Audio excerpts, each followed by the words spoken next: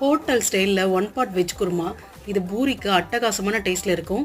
கண்டிப்பாக ட்ரை பண்ணி பாருங்கள். இது எப்படி செய்யுதுன்னு பார்க்கலாம். ஒரு குக்கரில் 2 ஸ்பூன் அளவுக்கு தேங்காய் எண்ணெய் சேர்த்துக்கோங்க. ரொம்ப ஃப்ளேவராக நல்லாயிருக்கும். இப்போ இதோட பட்டை, கிராம்பு, ஏலக்காய், சோம்பு போட்டு தாளிச்சிட்டு ஒரு பெரிய வெங்காயம், 2 தக்காளி, 2 ஸ்பூன் அளவுக்கு இஞ்சி பூண்டு பேஸ்ட் இதெல்லாம் நல்லா வதக்கிக்கிறேன். இதோட நான் கேரட், பீன்ஸ், உருளைக்கிழங்கு உங்களுக்கு என்ன காய் இருக்கோ அதை சேர்த்துக்கலாம். கல்லுப்பு சேர்த்து நல்லா வதக்கிக்கோங்க.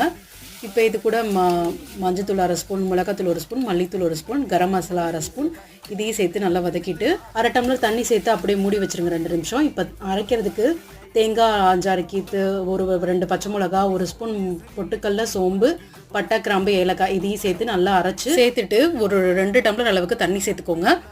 இப்போ இது கூடவே கருவேப்பிலை, நான் கடைசியாக பட்டாணி சேர்த்துக்கிறேன், வேக வச்ச பட்டாணி இதையும் சேர்த்துட்டு குக்கரை மூடி ஹை ஃப்ளேமில் 2 விசில் விட்டு எடுத்துக்கோங்க. அவ்வளோதான், நம்மளோட சூப்பரான வெஜிடபிள் குருமா ரெடி. கடைசியாக புதினாவும் கொத்தமல்லியும் கட் பண்ணி சேர்த்துக்கோங்க. ரொம்ப நல்லாயிருக்கும். கண்டிப்பாக ட்ரை